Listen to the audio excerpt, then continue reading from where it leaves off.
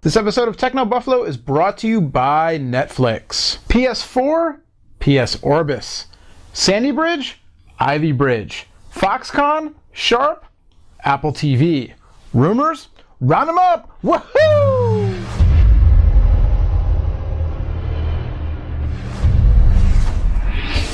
Hey, what is going on, everybody, and welcome to the Roundup. It's Techno Buffalo's Rumor Roundup on Revision 3 with me, Noah Kravitz, editor-at-large for Techno Buffalo. This is your roundup of the week's tech rumors for the week ending today, Friday, March 30th, 2012. I also want to give a big shout out to Mark Hearn, the newest member of the herd. Mark, unfortunately, shutting down Sprint Feed. Fortunately, joining Techno Buffalo, not only is he a member of the vaunted West Coast offense, but he's now our newest mobile writer, joining the likes of Todd Haselton and Brandon Russell. Anyway, enough of that talk. Let's get to the rumors. First up, PlayStation Orbis. We all know that we're not going to see a next-generation gaming console from either Sony or Microsoft until sometime in 2013, unless things change drastically. But that doesn't stop the rumor mill from churning. The latest this week says that the next PlayStation is not going to be called PS4, as you might think, but instead looks to be called PS Orbis. What's an Orbis? Orbis loosely translates to circle or ring in Latin,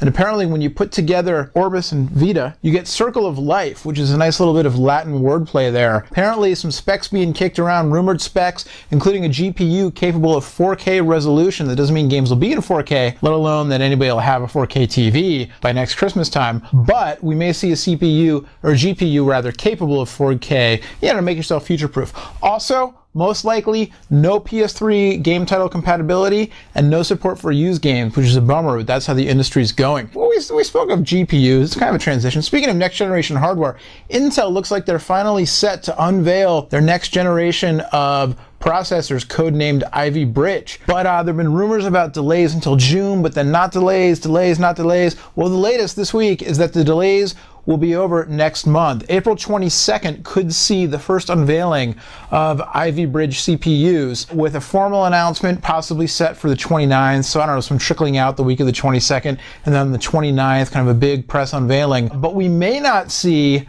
the money shot, so to speak, the mobile chipsets that lots of people, including Apple enthusiasts, are waiting for to make their way into next generation laptops like the MacBook Pros, which are overdue for a refresh. We may not see those mobile chips until June, the beginning of June. Our own esteemed editor-in-chief, Sean Piani, has a rundown over on the site of the latest Intel Ivy Bridge rumors, so check it out, because it sort of falls into two categories: mobile and desktop, and then broken down into two release frames right now. So you're going to want to take a look at all those specs if you've been holding off on a desktop or laptop computer purchase because you're waiting for the latest and greatest from Intel. All right, we're going to take a break, hear a word from our sponsor, and then when we come back, what do Foxconn and Sharp have to do with Apple TV? Possibly quite a lot. Stay tuned. It's Rumor Roundup on Techno Buffalo Revision 3. Round 'em up!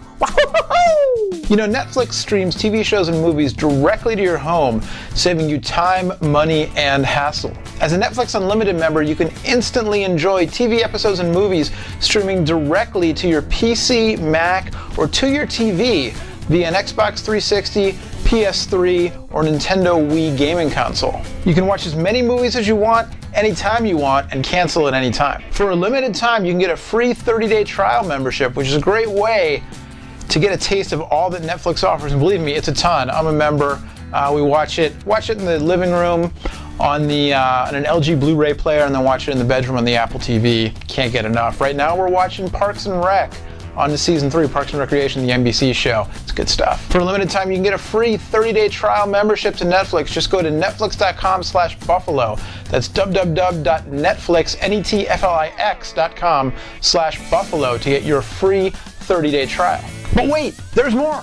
Netflix is now available in the UK and Ireland as well.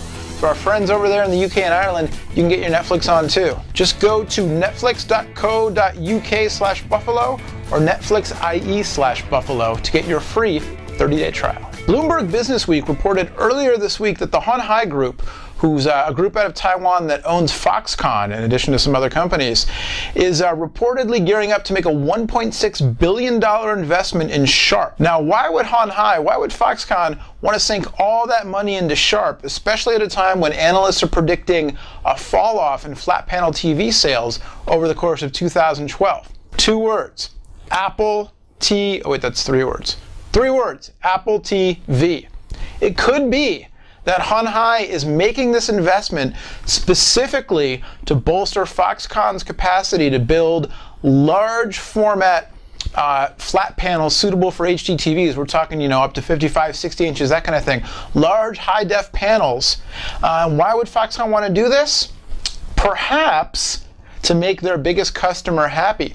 Apple accounted for some 38% of the entire Hon Hai group, and projections are for as high as 50% or slightly more than half even of Hon Hai's revenue to come directly from Apple this year. And if these Apple TV rumors are true, Apple's going to want to do what they always do, and this is why Tim Cook is now the CEO of Apple, because he's a master of supply chain negotiations. They've done it with flash memory, they've done it with hard drives before. What Apple does is they lock up these big contracts to make sure that they have the market cornered, or at least they have a very strong, steady supply of components, whatever the hot component is, at a good price, but in large volumes, so that way they can crank out whatever their newest product is.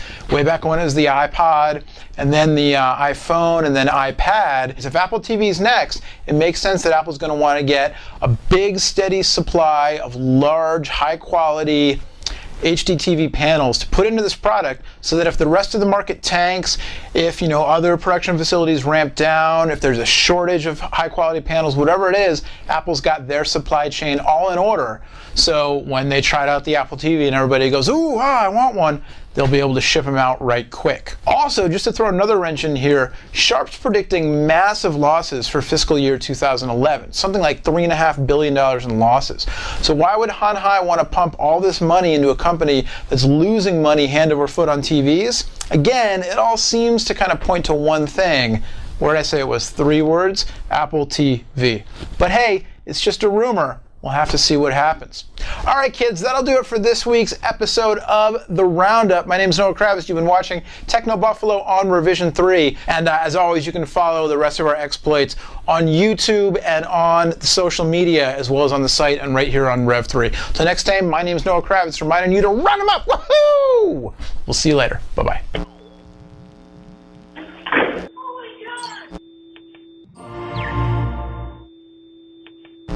This episode of Techno Buffalo is brought to you by SpyMix. SpyMix, 3 guys, 1 chord, no songs. SpyMix.com.